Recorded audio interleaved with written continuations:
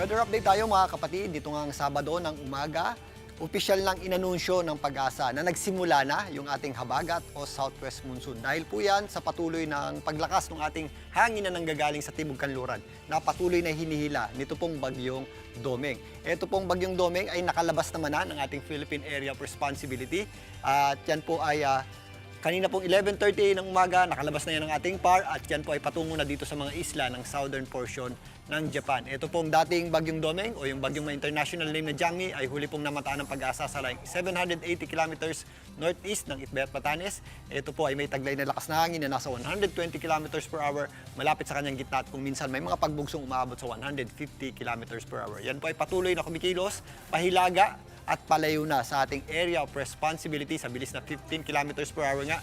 At yan po ay wala pong naging direktang epekto sa ating bansa. Pero kahit po nasa labas na po yan ng ating PAR at palayo na ng ating bansa, yan po ay patuloy pa rin humihila ng ating habagat o southwest monsoon na siya naman pong nagpapaulan, particularly dito sa kanlurang bahagi ng ating bansa. Ito pong ating habagat ay magpapatuloy pa po sa mga susunod na araw kahit po makalayo na.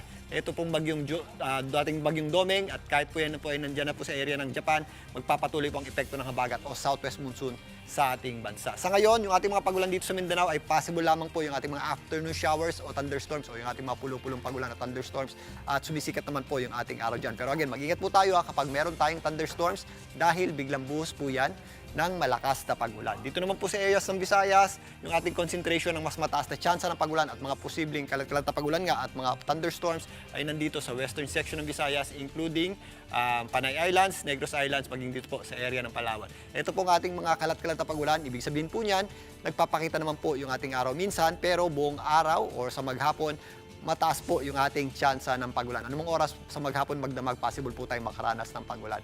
At mag-ingat po tayo sa mga possible effects ng mga pagulan na yan, especially sa mga low-lying areas at possible po yung ating mga flash floods, lalong-lalo na kapag meron tayong thunderstorm. Samantalang, sa Luzon naman, yung ating mga pagulan ay concentrated dito sa Occidental Mindoro, Cavite at Batangas, kasama na po dyan ang Zambales at Bataan. Pero ito pong natitirang bahagi ng Mimaropa, Bicol Region, ang natitirang bahagi ng Calabarzon, including Metro Manila, possible din po yung ating mga thunderstorms at mga pagulan dahil sa epekto ng ating habagat. Ganun din po ang ating aasahang panahon dito po sa natitirang bahagi ng Central Luzon. At habang ang umakyat pa, ito pong dating bagyong Domeng, aakyat din po yung ating axis ng habagat na kung saan magdadala rin po yan ng mas mataas na tsansa ng pagulan dito naman sa Ilocos Region. Kasama po dyan ang Pangasinan, La Union, sa darating na Tuesday hanggang Wednesday, maging dito po sa mga kabundukan ng Benguet, kasama na rin po dyan ang Baguio City. Dito nga sa Metro Manila bukas, sa mga lalabas ng bahay, papasok sa opisina at trabaho, maghanda na po tayo ng jacket o anumang pananggalang sa ulan, lalong-lalo na po yung ating mga payong dahil magagamit po natin yan sa maghapon. Napakataas po ng ating tsansa ng pagulan. Minsan nga tumitigil naman po yan,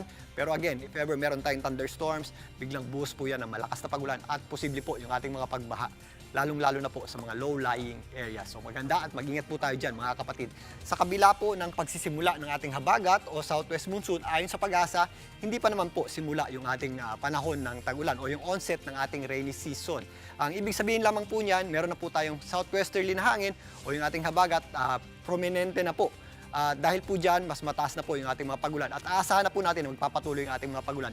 Yung ating onset ng rainy season ay may criteria po yan. Dapat meron tayong sapat na dami ng pagulan na natatanggap sa western section ng ating bansa. Yung mga istasyon po natin dyan, kasama po dyan ang Metro Manila. Pero napakalapit na po niyan mga kapatid.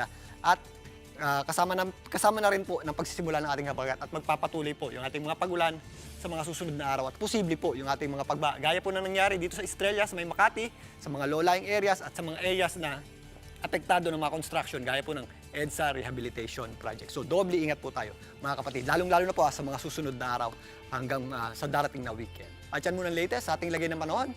Muli ako po ang inyong weather frontline, Alvin Pura, na lagi may panahon para sa iyo. Mga kapatid, Cheryl Hosing po. Maging maalam at may pakialam sa mga napapanahong issue at headlines. Mag-follow at mag-subscribe na sa social media pages ng News 5.